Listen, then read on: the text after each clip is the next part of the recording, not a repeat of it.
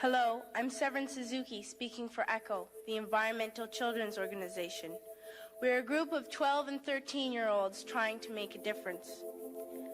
Vanessa Seti, Morgan Geisler, Michelle Quigg, and me. We've raised all the money to come here ourselves, to come 5,000 miles to tell you adults you must change your ways. Coming up here today, I have no hidden agenda. I am fighting for my future. Losing my future is not like losing an election or a few points on the stock market. I am here to speak for all generations to come. I am here to speak on behalf of the starving children around the world whose cries go unheard. I am here to speak for the countless animals dying across this planet because they have nowhere left to go. I am afraid to go out in the sun now because of the holes in our ozone. I am afraid to breathe the air because I don't know what chemicals are in it.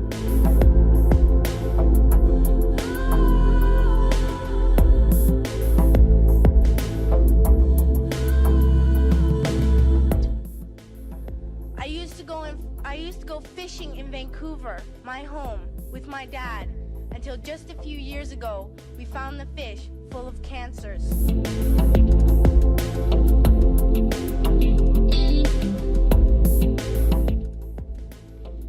And now we hear of animals and plants going extinct, every day vanishing forever.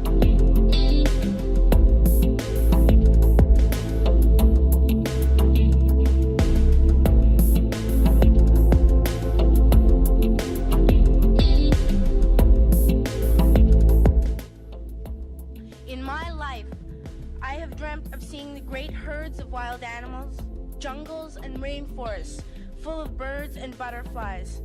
But now I wonder if they will even exist for my children to see.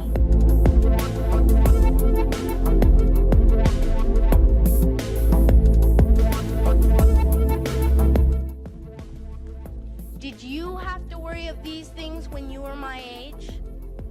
All this is happening before our eyes, and yet we act as if we have all the time we want and all the solutions. I'm only a child and I don't have all the solutions. But I want you to realize, neither do you.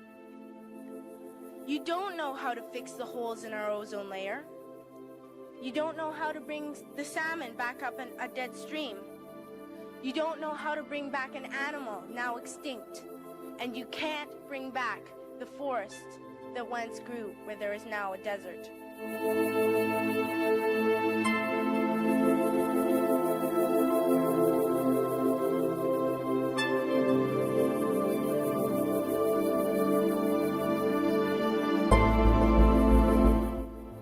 If you don't know how to fix it, please stop breaking it. Here, you may be delegates of your government, business people, organizers, reporters, or politicians, but really, your mothers and fathers, sisters and brothers, aunts and uncles, and all of you are someone's child. I'm only a child, yet I know we are all part of a family, 5 billion strong, in fact, 30 million species strong. And borders and governments will never change that. I'm only a child, yet I know we are all in this together and should act as one single world towards one single goal. In my anger, I am not blind, and in my fear, I am not afraid of telling the world how I feel. In my country, we make so much waste. We buy and throw away, buy and throw away, buy and throw away, and yet northern countries will not share with the needy. Even when we have more than enough, we are afraid to share. We are afraid to let go of some of our wealth.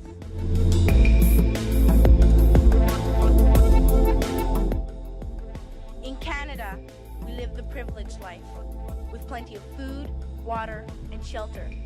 We have watches, bicycles, computers, and television sets. The list could go on for 2 days.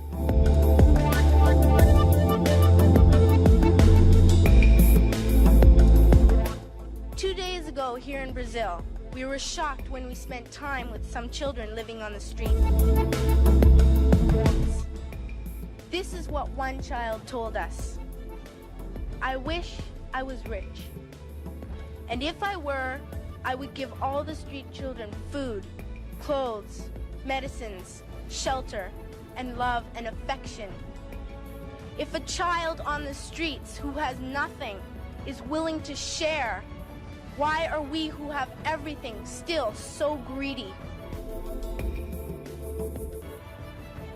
I can't stop thinking that these are children my own age, that it makes a tremendous difference where you are born. That I could be one of those children living in the favelas of Rio. I could be a child starving in Somalia, or a victim of war in the Middle East, or a beggar in India.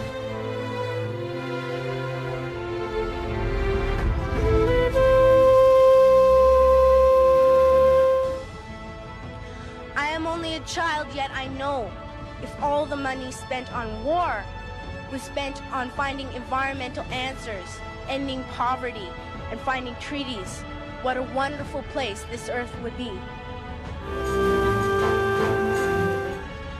At school, even in kindergarten, you teach us how to behave in the world.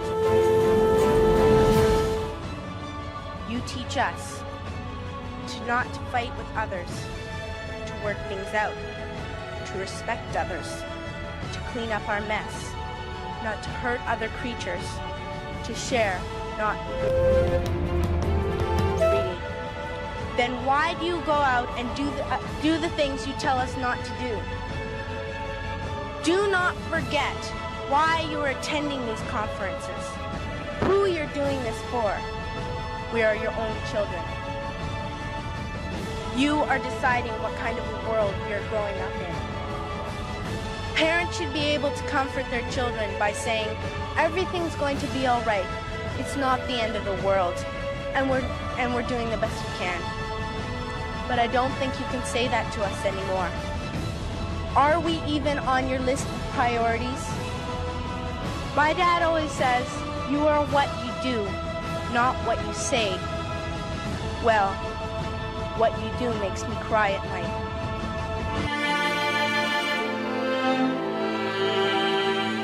You grown-ups say you love us, but I challenge you, please, make your actions reflect your words. Thank you.